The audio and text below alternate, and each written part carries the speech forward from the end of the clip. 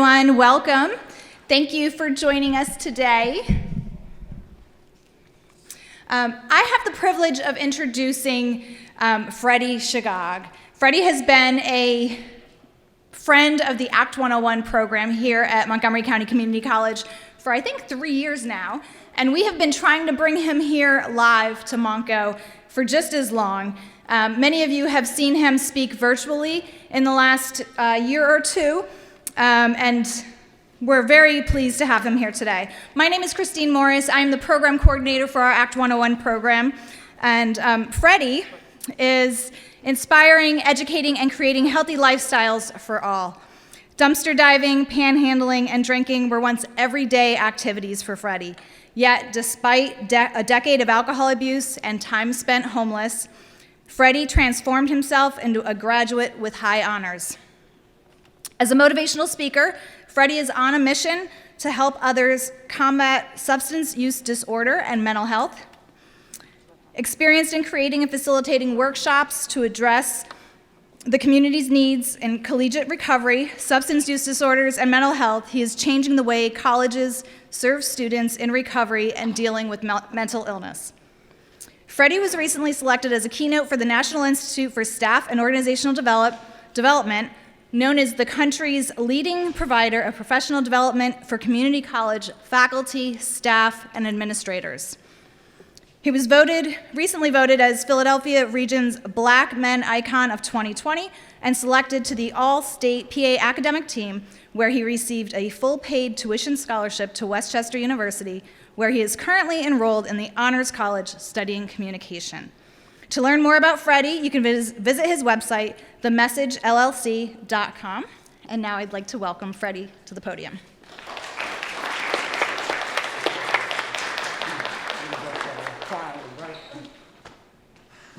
All right. Monco.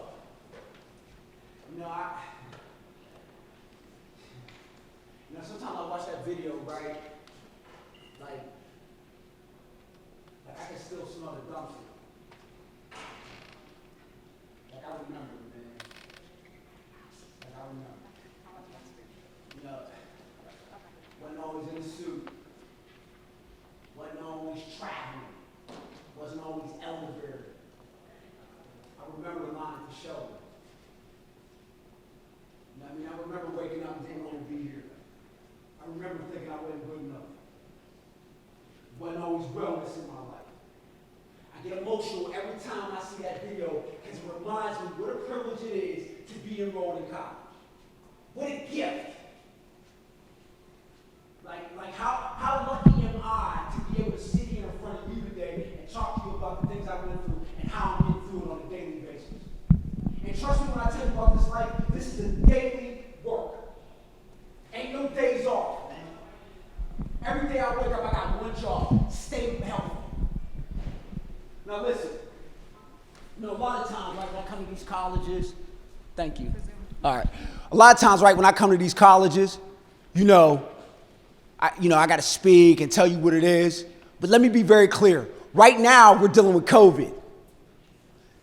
The situation in education has changed because now we're forced to be healthy before we even come to the classroom. I understand and I get that a lot of you are struggling with COVID because we didn't sign. Welcome. How y'all doing? Come on in. More the merrier. Welcome. How y'all doing? What's going on? How y'all? My name's Freddie. Thank y'all for coming. Bless y'all. Bless y'all. Thank you for being here. Bless you. I understand with COVID, it's a different element, right? So like with COVID, it's changed how we look at school. Ain't nobody used to being in class with no mask on. It's a totally different ball game. So I hope that you realize that you're living through history right now. Like I hope that you realize what you're doing is not easy. Be very proud of yourself. And guess what? I'm a student just like you. I got homework as soon as I go home tonight. It's real. So before I go any further, let me just say first to Montgomery County, bless y'all. Like for having me, what a gift. I don't take these platforms lightly. Your family, Christine, love you to death. Like, thank you for having me. I'm very grateful to be able to be here and tell you about how I've been through what I've been through. And also to you students that showed up, thank you. Y'all got 1,000 things to do. You didn't have to come listen to me scream. I appreciate it. Know that. Your time that you've shared with me, I consider it a privilege and a gift and an honor.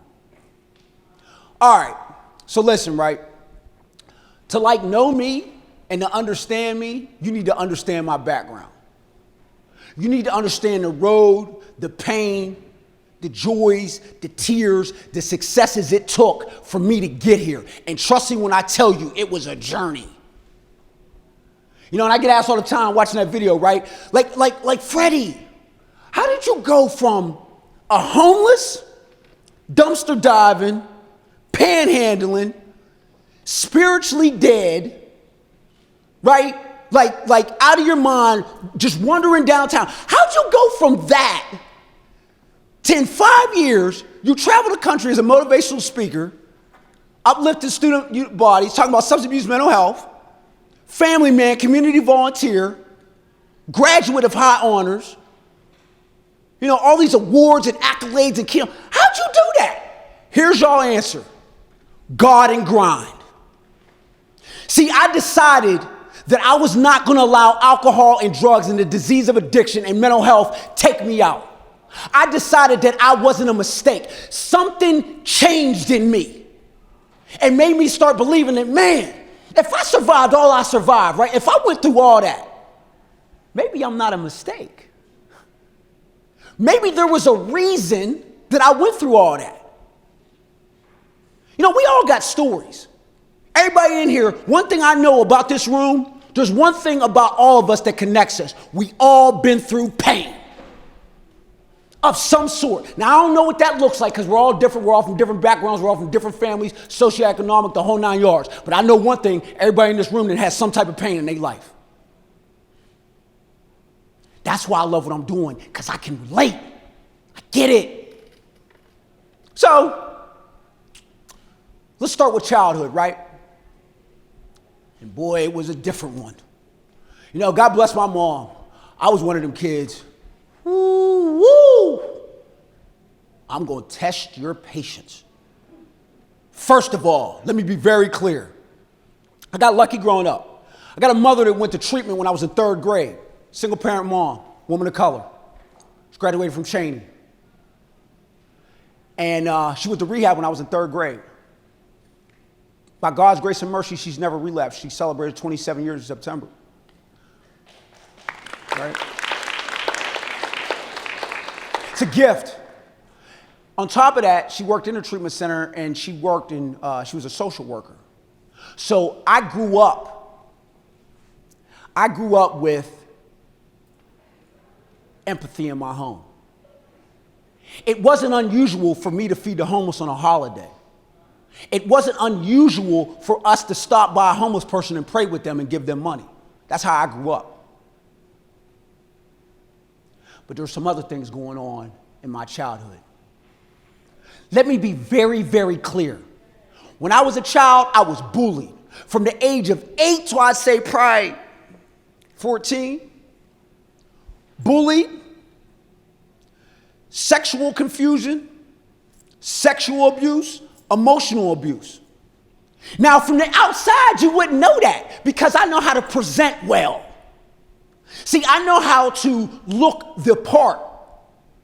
I've always been able to speak. It's a gift that I've been given and I'm thankful for it. I've always been able to make it seem like I'm okay. You know why? Because I'm the type of person, and we see in the world, I will suffer in silence. Because the reality of it is, I don't want you to know what's going on with me because I'm ashamed. And see, we all know in here that stigma has outweighed education. It's odd in the world we live in to talk about your mental health. It's odd in the world we live in to say that I take mental health medication. It's odd to say I go to a therapist. Like, the world is backwards. Like, it's weird to talk about them things. But let me be very clear. In my house, it's normal. I had made it totally okay. Me and my wife had made it totally okay in my house that we discuss how we're feeling. I tell my daughter all the time, who just, by God's grace and mercy, just received 8 months of sobriety, right? I tell her all the time, I'm not worried about you graduating college. I'm not worried about you having a good job. I'm not worried about you, getting new cars and doing things. Because at the end of the day, you have intelligence and I know you can achieve that. What I want you to achieve is inner peace. What I'm looking for is your soul is uplifted.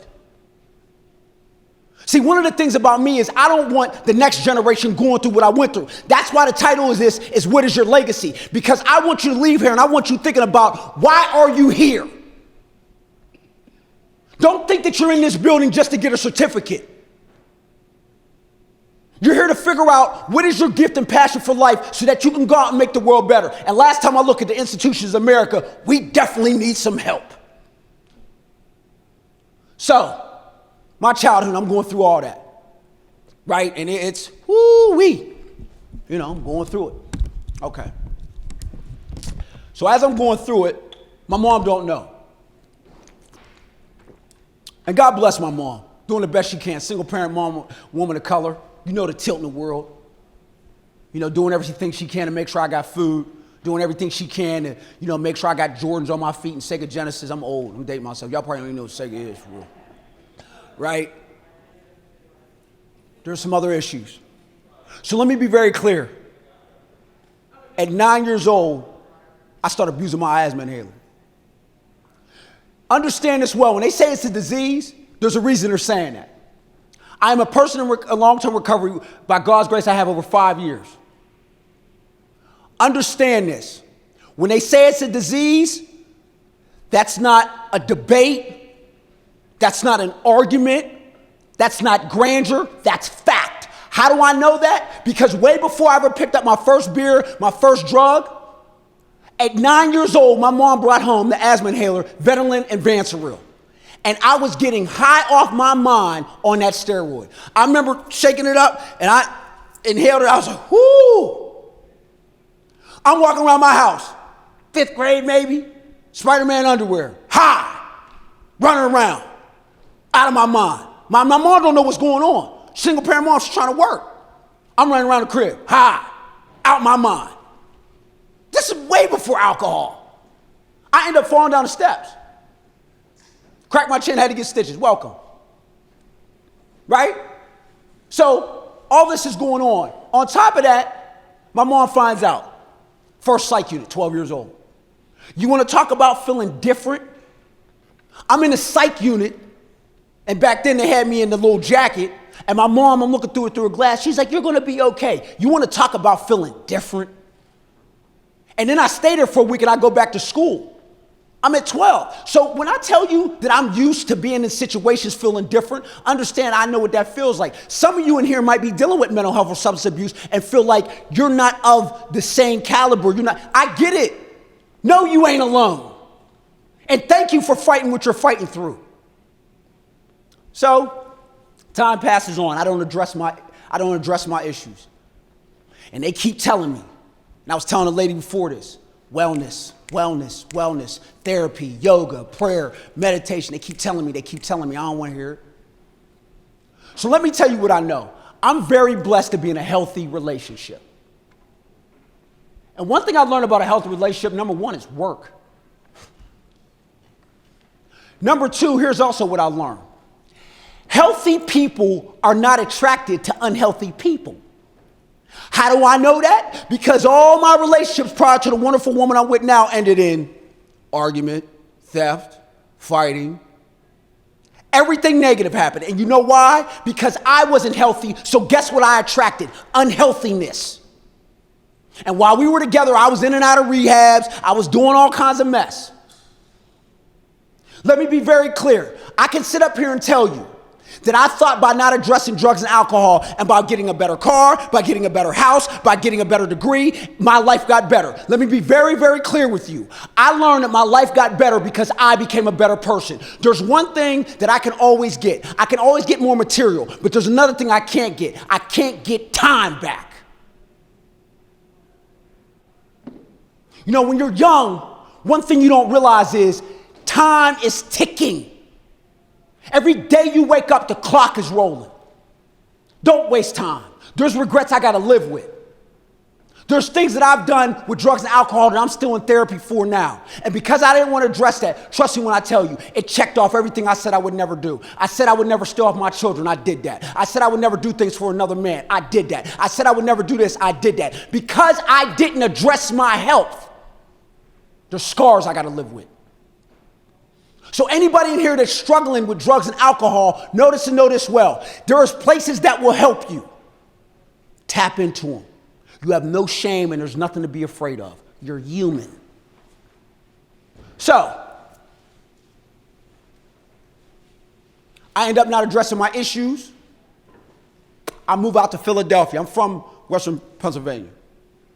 Die-hard Green Bay fan. Here's why I'm a Green Bay fan. Brett Favre's in recovery. He's been sober for like 30 years. And I was like, oh, Mom, somebody's like you. Oh, I like Packers. That's how that happened. Okay.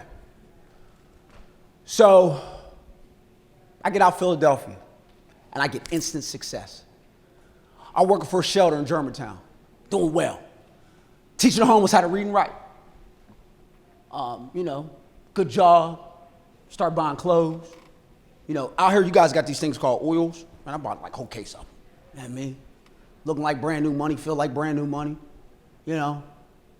Start getting that unhealthy stuff, start attracting them unhealthy women. You know where it's going. Get on the phone with my mom, I'm playing drums in the church, teaching Sunday school. I look like I'm doing well. I get on the phone, boom, boom. Mom, what, Freddie? Yo, I'm out Philly doing what it do. I told you it wasn't me. I know my ex feels stupid now. Man, I'm out here good, new wheel, know what I mean? I got money, I'm smelling good, looking good. Matter of fact, you need some money right now? What's up with you, Mom? Cool. I made it. Your son is doing well. She said, Freddie, you could dress a pig up all you want. He's still a pig. You ain't changed. You just got more stuff. You know what's funny? She was right. Because I learned something about me. I was able to obtain anything, but I never maintained it because it was built on spiritual trash. I ended up, what it took me to gain in probably a year, I ended up within 6 months, downtown, homeless, dumpster diving, begging for change. I remember the lady from Dunkin' Donuts putting the donuts on top of the dumpster, and I remember eating out of the dumpster thinking they weren't that bad. Like, I remember being downtown begging for change, and a woman walking past me, and she spit on me and said, get a job, nigger. I remember that. And I thank her for that, and I need to send her a bottle of apple juice. Why do I say that? Because every time I think that maybe I could go have one more, every time I think that maybe I could go try this again, I'm reminded of that pain. All pain ain't bad. So I tread very lightly with my recovery. I treat this really serious. A man finds me downtown. Brother, I don't know his name. Pure angel. He wakes me up. I'm asleep. Boom. He says, sir, he hands me a bottle of water and a pillow, right? And he says, hey, man, I called the ambulance. I said, look, it's over. I'm a failure at life. This thing called life I'm not good at. I failed as a parent. I failed as a human being. It's over. Let me go ahead and die right here. He said, brother, you ain't dying today. I got the ambulance on their way. And he prayed with me. Now, if you know anything about Philadelphia, you know we have a homeless epidemic right now. What made him stop for me? Why was I so important? What made him think that I was important? That told me, man, that there's a reason for me to be here. And I hope everybody in this room understands, you ain't just here just to be here. Think about all you've been through. Think about all that's happened to you. Why'd you survive it? You think you went through all that just cause? Do you realize that everybody in this room has gifts? You're a doctor, you're an engineer, you're a nurse, you're a janitor. Why would you say janitor? Because it's not the job you got, it's what you do with the job.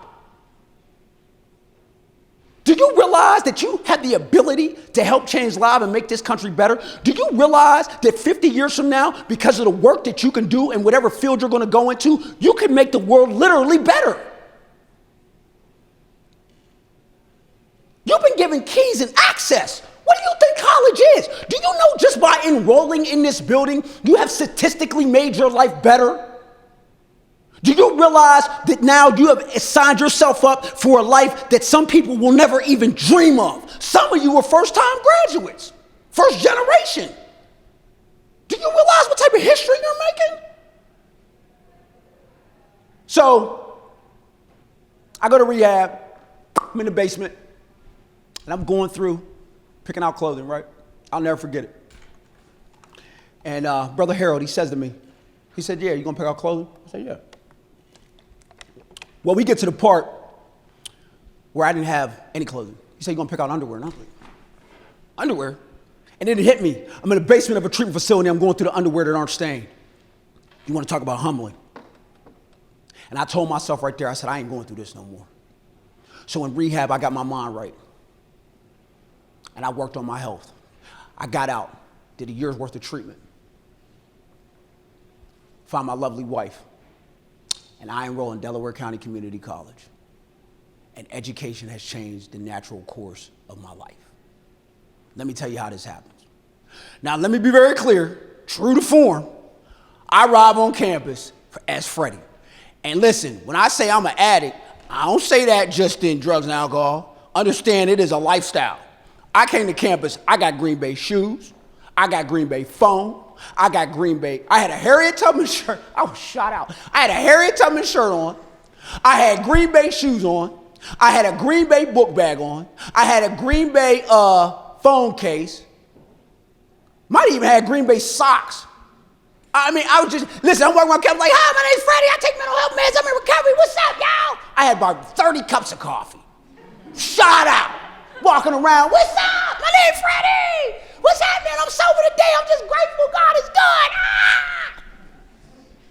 ah! People had to be looking, Lord, they had to be looking at me like, yo. So, they say, hey, we need you to go take your placement test. Y'all know about the wonderful placement test. So I got to take the placement test, right? I go up there, I take the placement test. And when I get up there, I take them, I finish. They say, congratulations, you have tested in the remedial courses. I was like, yes! I didn't know at the time that the remedial courses were the lowest courses on campus. I thought I had tested in AP. I'm walking around like, yo, I called my mom. Yo, I'm in the remedial, you know what I mean? She's like, okay. Right, like I'm thinking remedial meant great. Like I'm excited. People are looking at me. I'm walking around like, yeah, I'm in a remedial. So finally somebody pulls me aside, let me holler at you. You do realize remedial is the lowest course on the campus. I walked through campus like this, sad.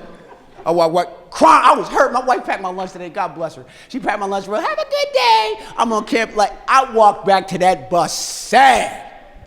And this was before having a new car. And I had a bus pass from the welfare office. It was real.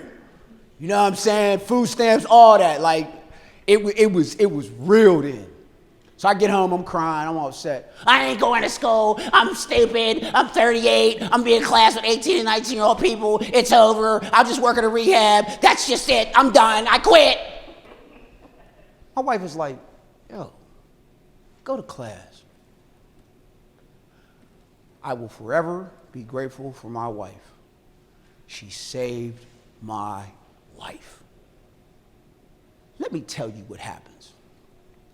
I enroll in English 025. Sister Jamie Kelly DiMaggio, the teacher, family forever. She says class. I didn't raise my hand about 20 times. If you're a professor, you have me, you better get used to a workout because I'm raising my hand, period. I don't care none. I raise my hand all through class. If you don't talk in class, I'm talking. It is what it is. So she said, okay, class, we're going to write a paper on identity. And I'm not going to grade this paper based on grammar. I'm grading it based on content. I raised my hand. Are you sure? Because I got a story to tell you. Yes, Freddie, I'm sure. That's what I want. Okay. So I wrote in there about dumpster diving. I wrote in there about being homeless. I wrote in there. See, what I was starting to figure out is I took the shame of everything I've been through because I was the one with the power and I was the one telling it. So there was no more shame in it. And you know what I learned talking about things I've been through? I can help somebody else. You know, it's so funny when we got things in our background, we think we're the only people that have been through it. Let me be clear about this. There are 9 billion people on the planet. You're not the only one that has had things happen in your life. And you know what I learned? I can always be grateful because somebody always had it worse. So I wrote in there and I talked about everything I've been through. After class, she tells me, Freddie, a couple classes after she grades it, she said, yo, I need to holler at you. I said, what's going on? She's like, there's life in this paper. We're going to get you published. I was like, publication? What's that mean? She's like, don't worry about it. So she sat with me after class and she talked with me and she was teaching me how to write. And to you faculty, to you administrators that's here, I want to set aside this piece for y'all. First of all, thank you for the work that you do. Matter of fact, can we please give a hand for the faculty and the teachers?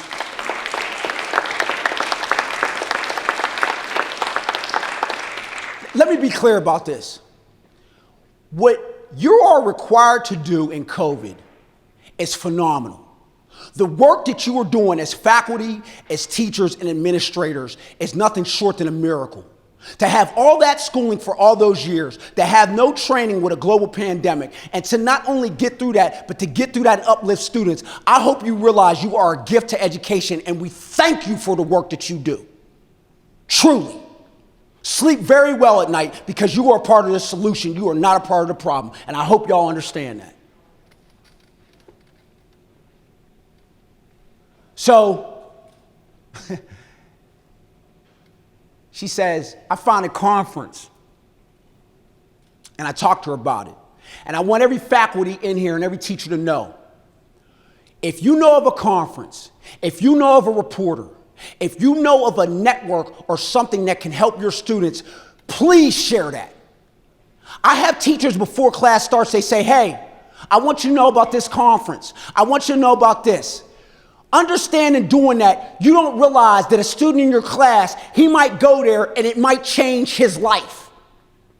Because a teacher decided that she was going to share resources, that she was going to share networks, that she was going to share conferences, it literally gave me a motivational speaking company.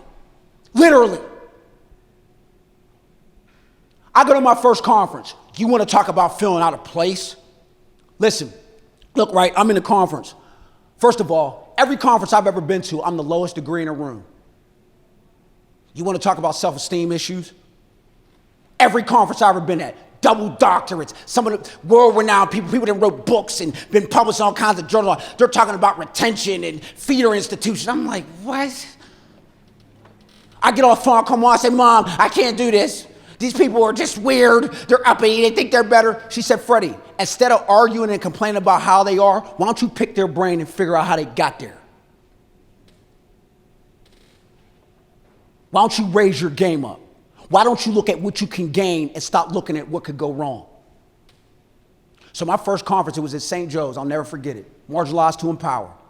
I went in there and I studied and I figured it out and I started doing this. Now, as I'm doing this, my grades are building because I can't have this outside life without having good grades. Because when I go to speak, I don't have the doctorate or PhD yet. So I have to come with a resume of good grades and other things in order to get in the same room in the conversations with these committees and speakers. So I'm in the class, I go to the conference, and there's a lady in there that knows the editor of the Philadelphia Inquirer. And we talk, and she say, would you like to talk about your school's collegiate recovery program? I said, collegiate recovery? What's that? We don't have that. We should. I'm with all. Yeah, let's do it. She said, well, you got any write-ups? I said, I got this paper called Identity. She said, send it to me. Don't you know that the first paper I ever wrote, oh, let me be clear, I failed out of 7 colleges. You know why I failed out? Drunk, immature, unresolved issues, not taking mental health medication. All those equal not graduating college.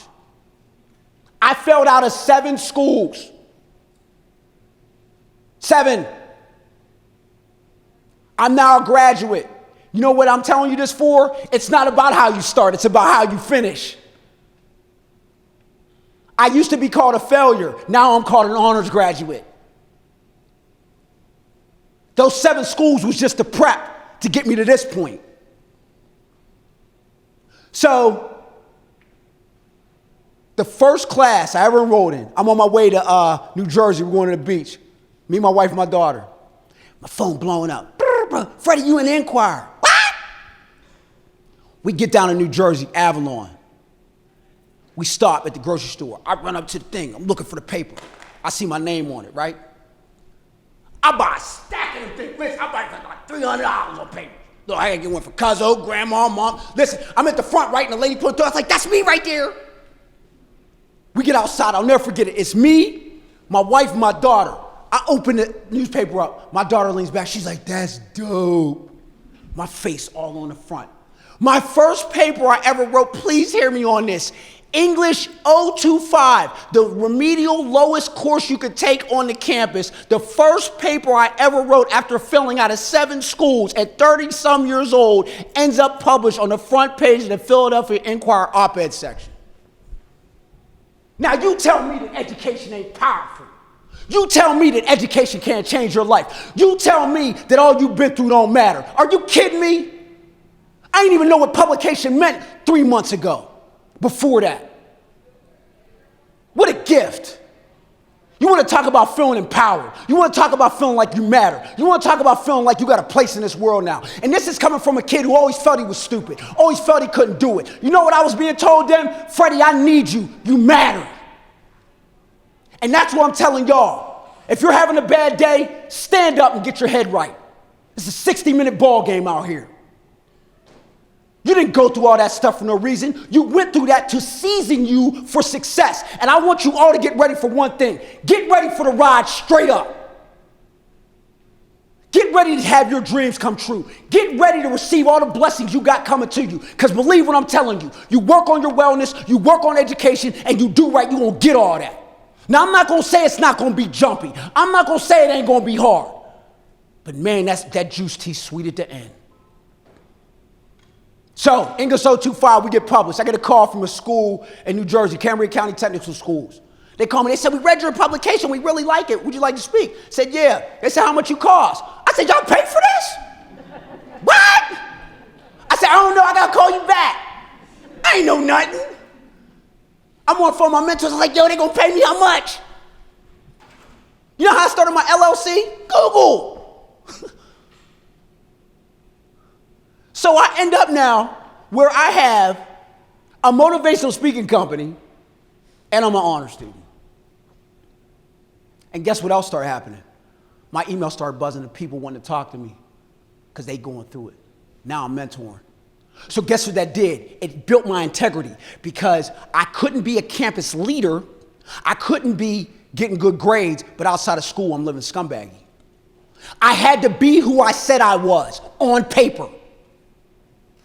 On top of that, in my house, we're cleaning my house up. My wife's starting to get healthier. My recovery. Now, let me give you a tutorial on how I'm successful in school. And this is very important that you notice, because I want you all to understand it. Success wasn't given. I grind for it. Here's what it looks like. To every student in here, please hear me on this. Before I enter the classroom, I put myself in the best, healthiest state to be successful. What do I mean by that? I mean it like this, and Kobe Bryant had talked about this, God rest his soul. He had said that the game was basically easy. What was hard was the practice, was the film, was the working out. Let me explain how that's translated for me in education. When I wake up, I immediately pray.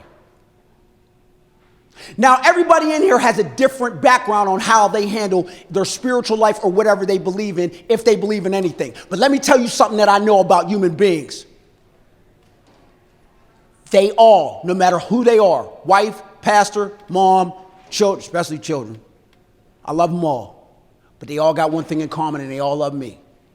They fail me. Why do they fail me? They're human.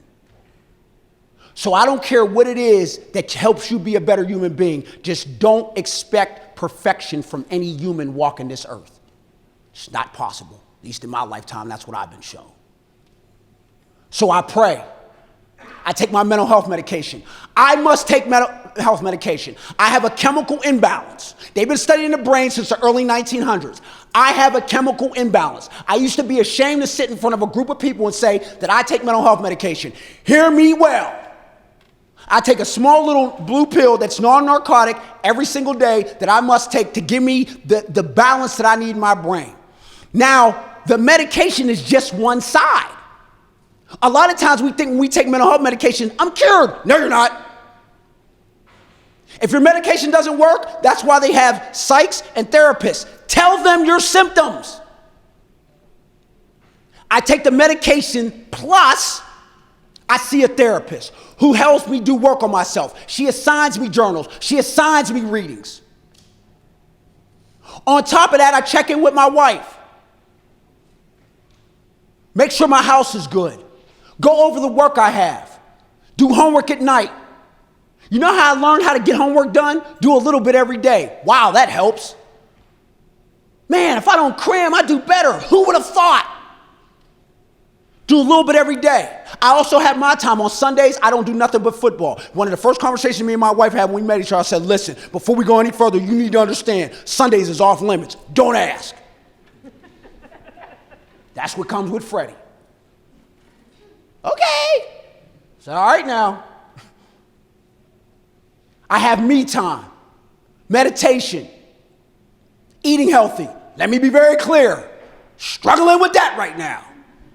Stress comes in, school comes in, I find myself with ice cream at 12 o'clock. I didn't even know you weren't supposed to eat a whole thing of Ben & Jerry's. I've been doing that ever since I've been eating Ben & Jerry's. Okay? I'm not up here with perfection. They pay me to tell you how I fail, so you don't have to. Working out, a network of good people. You know what I learned about a network of good people? If I have people around me telling me not to go this way, telling me not to go that way, that I allow them to uplift me, that I allow them to check me, guess what that means? They love me. Because people that love you ain't going to allow you to make the wrong mistakes. Before I used to have yes men around me.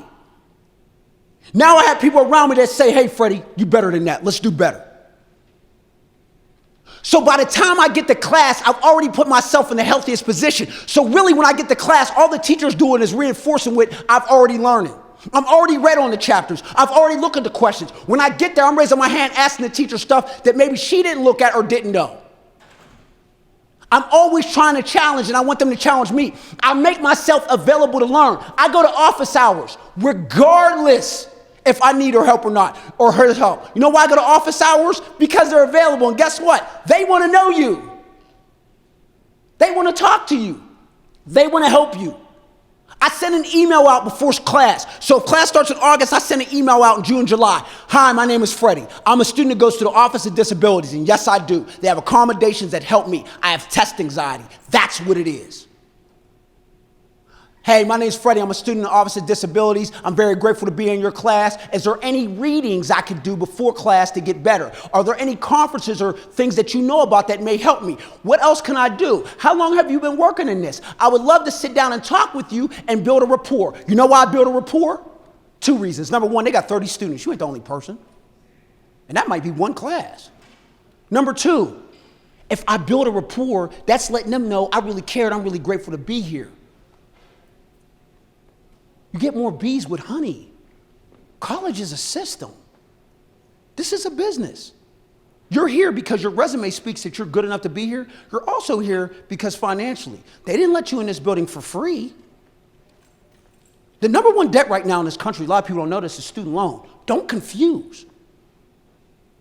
So, when I entered a class and I'm already right, and by doing that, that garnered the 3.84. That garnered the honors. That garnered me to have all the blessings I had because I got the class with a foundation that health is wealth. I didn't get the class looking for straight A's. I came to class to change my soul. You know, W.E.B. Du Bois was right. Education ain't supposed to just teach you work. Education is supposed to teach you life. You're in this building not just to hear, thank you for graduating, appreciate you. Nice Sixer hoodie, by the way. We appreciate your services. Have fun in the world. No! You're here to realize I want to be in nursing. Well, what can I do in nursing to change the fabric of that field so that the kids coming behind me will have it easier than I had? That's why you're here. And I want you to understand this. By you going into each class with the attitude of health is wealth, and I'm going to get everything I need out of it, watch what's going to happen to your life. And by the way, I want students to know this. The tutoring center is here for a reason. You pay for that. Go see them people. The tutoring center is my best friend. They know me very well. Do you know I use a smart thinking app? Y'all got smart thinking here? Y'all got the smart thinking?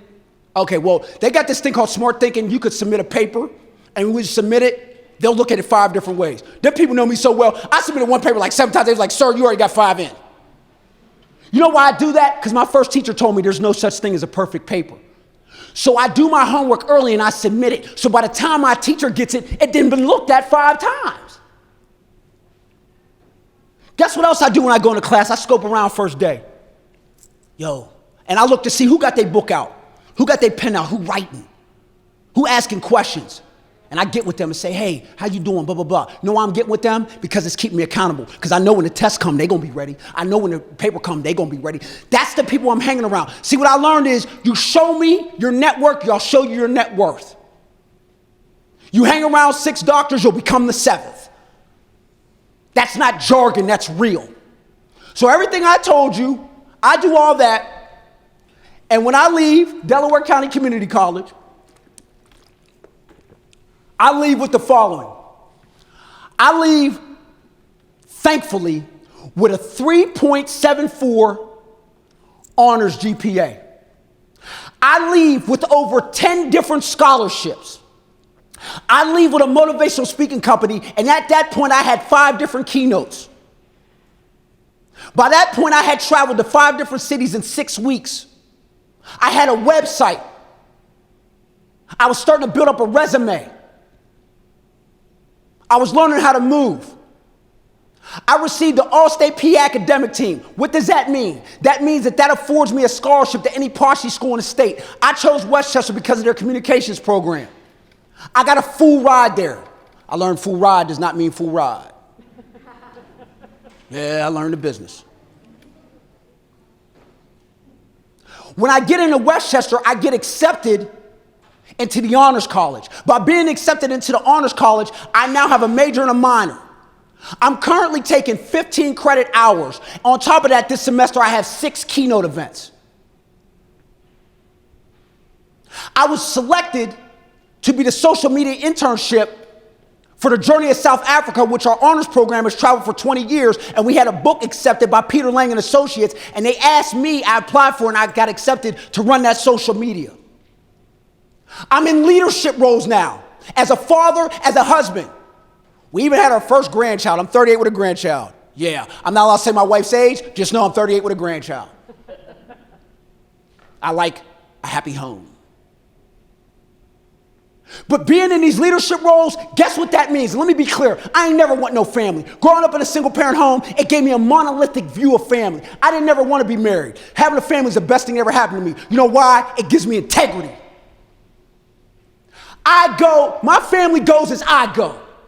I leave my house. When my wife sees me work hard, guess what? She wants to work hard. You know how I know that's true? Because she texted me when I was in class my second semester. She said, hey, I said, what's up? She said, I want you to know I'm going back to get my master's. I said, why? She said, seeing you work hard make me want to work hard. I set the tone in my house. My wife will graduate in May with her master's, and I'll graduate from Westchester University with my bachelor's degree. I grew up in a single parent home with struggles. My home now is 2 parents, education, and sobriety.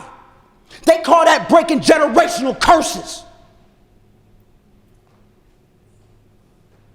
I'm telling you, man, sometimes I feel like I got to be paralyzed and not feel what I'm talking about.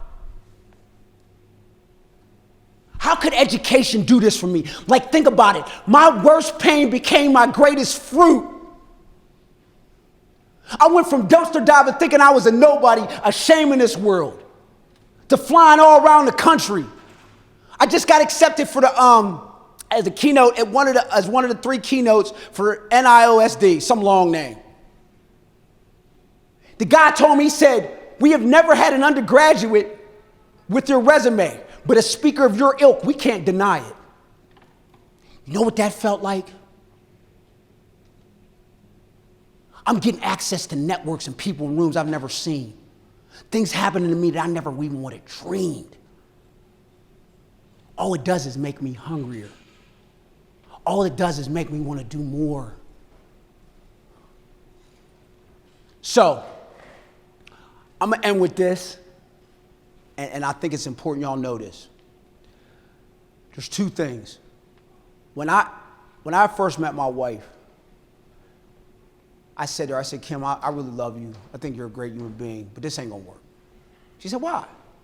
I said, listen, man, you have a career, you have a good paying job, you're a homeowner. I'm homeless in a shelter. All I got is Freddie. She said, Freddie, it's not about what you have, it's about who you are. I never knew somebody could love you without a W-2. I never knew somebody could love you without a resume, accolades. Wow. Signed up for that one. Second thing, and I want you all to hear this. I know we all in here, we're human, might think we're not good enough for some things. Might think our dreams aren't reachable. Hear me on this well. It's Sunday morning, and my wife makes pancakes on Sundays. I'm lucky. I got the LLC paperwork up. All I got to do is hit it, enter, and it's real. And I'm like, Kim, come here. She's like, what? I'm like, man, I can't do this. There's no way I can go around this country and tell my story. I can't do it. She said, Freddie, you have been given a gift. It would be selfish of you to not share it with the world. Stop fearing, hit enter, and let's go. You know what that did for me? Thank God she told me that. Because guess what? By her doing that, it's literally changed the course of my life. I'm here to tell y'all, man, I know college can be daunting. I know it can seem robotic. I know it can feel like this. I know it can feel like that. But trust me and hear me well on this. And I'm saying this from the deepest depths of my heart. This building can change your life. One thing about community college that I'm finding out that's different, at least where I'm at, there's just something about the word community. There's just something about that word family. There's just something about that word, man. Delaware County Community College changed my heart. Westchester's a great institution. Met some of the best people I know up there. But I want y'all to know, you're somebody. I want you to know what you've been through matters. I want you to know that whatever you're going through right now, put a smile on your face, man. Thank y'all for allowing me to share my story. God bless y'all.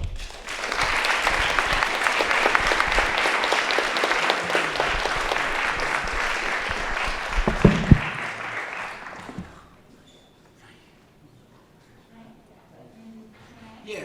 All right, so ask me anything, I'm open. Yeah, let's rock out.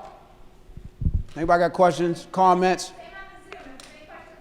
Yeah, any questions on Zoom? Holla at me. I'm all ears. Go. How much did you get paid for your first time? That is a very good question that nobody asked. So her question for everybody in here is, how much did I get paid for my first time? I didn't. When I called, everybody told me different numbers. So when I called back with them, I fumbled on the phone and didn't know what to say. So she said, I'll tell you what, if you come down here, we'll make sure we take good care of you. I ended up paying $200 to take an Uber down to go there. I spoke. Now, mind you, I work at Panera, right, part-time. The food and coffee they had was Panera. True story. And when I got there, I was the last speaker. I was a guest speaker. Like, all these people were left. There was like 6 people. And the lady at the end was like, I'll write your resume, whatever you need. And they never paid me. But it was the greatest lesson because I learned something. Again, it's not how you start, it's how you finish. I ain't doing this for money. I'm doing this to change soul. The money gonna come. And trust me, by God's grace, it has. Not where I want, but I'm on my way. Great question. Next. All these people, come on, I know somebody got something.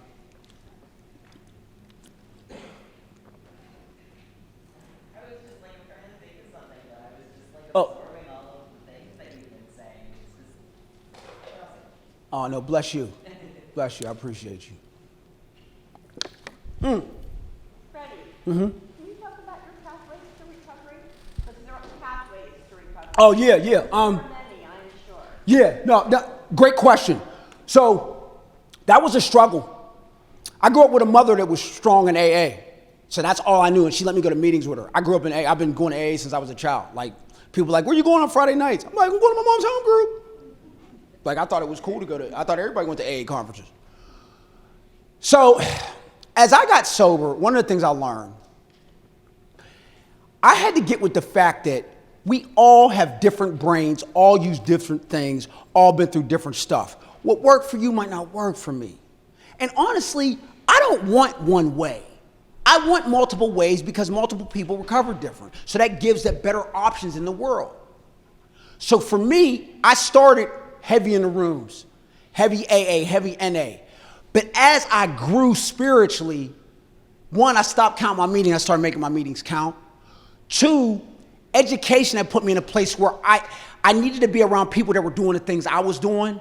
So it kind of switched. So what I learned was I can do little bits of different things, and that helps uplift my soul. So my path is this: therapy, medication, hanging around like-minded, positive individuals, and they don't have to be Christian. I'm a Christian. One of the best human beings in my life, who I consider a mom to me, she is Jewish. There's an atheist in my circle. There's Buddhist in my circle. One of my best friends. Like, I had to grow out of that thinking you got to be the same as me. No, you don't. If you're a good person, you're a good person, right? Also, the wellness piece, right? The working out, the yoga, the meditation, all of those different elements combined produce a healthy person. So my point about the pathways, and there's a lot of it, right? Like right now people get screamed on, oh, you smoke weed, you ain't clean, oh, you do this. Let me be very clear for anybody in here struggling to find a path. We are in the worst epidemic that this country has ever seen. It ain't even arguable. Whatever you need to do for you that makes your life better, that makes your life happier, I'm here to clap for you. We are all in this together. All pathways, in my opinion, are accepted. Now, you might be able to do some things that I can't do, but it's not my job to judge what you do. My job is to help us figure out how we can uplift other people. So my answer to your question is, it's a multitude of things. It's a multitude of things. Freddie, we're getting questions on Zoom for you. Okay. Someone is asking, what advice would you give to a student who hasn't pulled the trigger on education, whether for the first time or stepped out or is a returning student? I would say the fact that they're thinking about it tells me there's some scariness to it. There's a fear to it. And I would say walk right into that fear. Okay? Hear me on this. And I'll go back to this. Every conference I'm at, I'm the lowest degree in the room. You want to talk about being scared?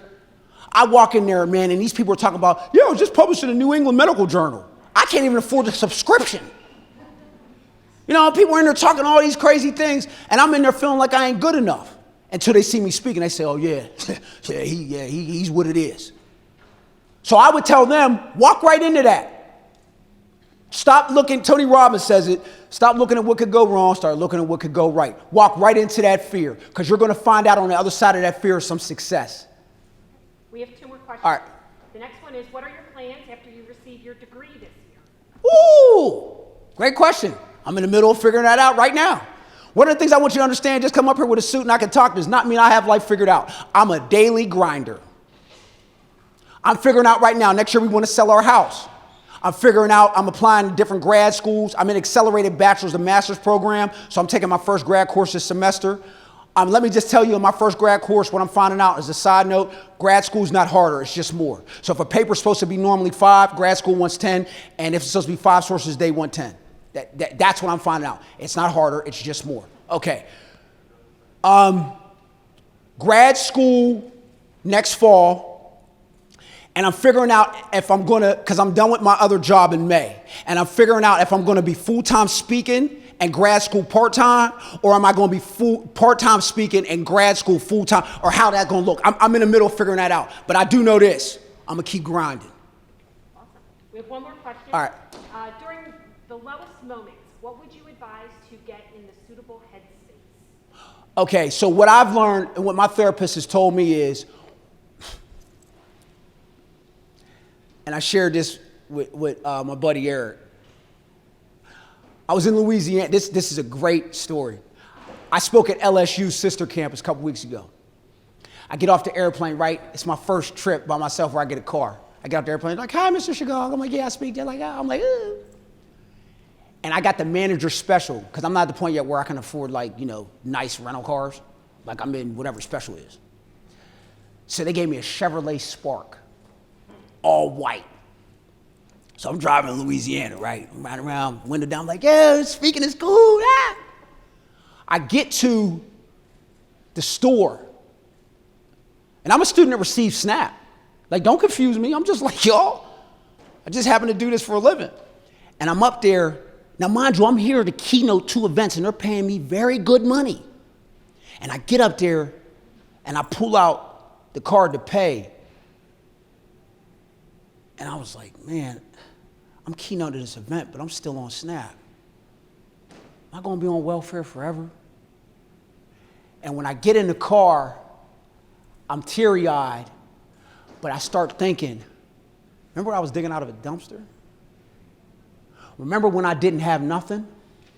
Now my problem is, how am I going to go from this to being a full-time keynote? So I would tell that person in their lowest moments to remember what's coming, and to remember that as long as you keep waking up, you got a chance.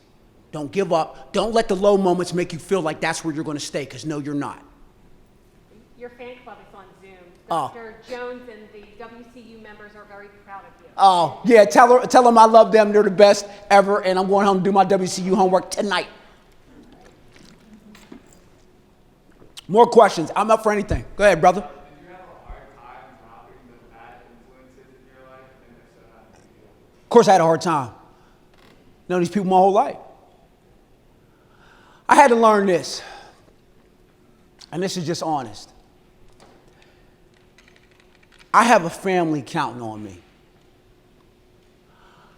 I have been entrusted with a family for the second time, and I'm going to blow that because I don't want to get healthy and put the right people around me.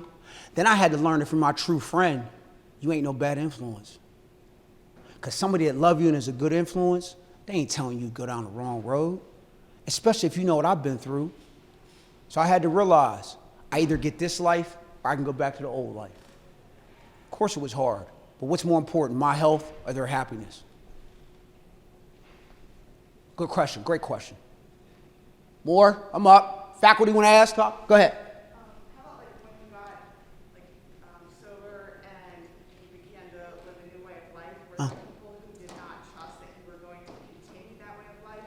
And then how did you deal with that? Like those people who were not ready to accept that you were going to continue that. How did you deal with that? I had to drop 3 mentors because of that. Because where I was at, there was this bubble of don't make a decision, don't do this, do as we tell you, you're not ready. Heck yeah. How I dealt with that was therapy, prayer, wife, and people telling me, how dare, like I remember somebody said, you weren't never scared to drive and walk miles to get beer, but you're scared to do a paper. Like you'll drink before you go to the club, drink when you get to the club, drink when you get in the car, but you're scared to do an APA paper of 7 pages. For real? They had to remind me that it wasn't that I wasn't intelligent and it wasn't that I couldn't do things, I just put it into the wrong avenue. So what I learned was leave them where they're at and move forward to your goals. Don't look at the mess, look at where you're going. I remember my first mentor sponsor I had, he told me, Freddie, when people throw mud, you throw fruit. And you learn how to pray for people. And you want to talk about hard? Listen, I'm not perfect.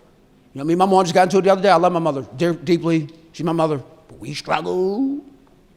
And I had to learn that. Like I had to learn, if you're not guiding me with good intention, you can't lead me. Yeah, so good question. Very good question. I went through that. Yeah, and also, people are going to hate. That's just life. Of course I get, you don't think I get, listen man, I'm an undergraduate student that speaks around the country and I be in classes with normal students. I deal with hate from teachers. I had one teacher tell me, what you doing get paid? You don't even got your doctorate. I had a teacher tell me, I ain't never got paid to speak, you're still undergraduate. Yeah, that happens. I just pray for them. Don't be quick to judge, you don't know what people are going through. I like these questions. Y'all making me think. I'm open. Faculty, y'all can ask too. Anybody? Yeah, I was born that way. I want to say this though. I learned the difference between religion and spirituality. I was born straight Christian, strict Baptist. My parents were basically like, listen, This is what it is, this is what you're gonna be, and you're not gonna join a cult. They did a good job. As I've gotten older, I realize, you know, some of that is way too far. I've learned to love all people no matter what background you are. That's what a real Christian does. I don't judge you, I help you. Like, I had to learn what it meant to be a Christian. And I am that, and I'm a very flawed one. That's one thing I do every day. I make some type of sin and do something wrong. But I've learned that all people matter, and I'm supposed to have a love for humanity. And it took me a long time to learn the difference between religious and spiritual. Because when I got with my wife, she was Catholic, and she really wasn't like, you know, and I was able to help her grow, and she decided to give her heart to the Lord. But that only happened because I got out the way, and I allowed her to figure out what she wanted to be. And even if she wouldn't, we would still be together because I don't judge her path. So that's a good question. More questions? I'm up. I ain't got nothing but homework when I leave here, so trust me. Montgomery County. I like y'all school. Look at this gym.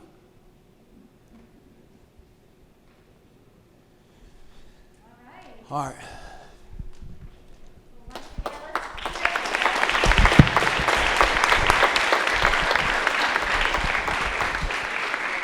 All right, thank you once again for joining us today. Before we go, I do want to make sure all the students are aware, Act 101 is a student support program that's available to you. You can go to the website, mc3.edu/Act101. They do have success coaches, which Freddie actually mentioned his experience with success coaching. So we do have success coaches to support you. We are a resource for our students at the college. And I also want to mention, Freddie talked a lot about therapy. I want to make sure that all students here know that we do have Talkspace available to all students here at the college. So if you're not familiar with that, you can go to the Monco website. You do need to access it through the website, and we do have a wellness page as well. If you have any questions, we will be at the back of the room today. Freddie will probably be here for a few minutes as well to speak. So if you have any questions, please come join us. You can grab a business card, grab some swag, grab some drinks and some food. And thank you again for joining us. Bless you. Have a good day.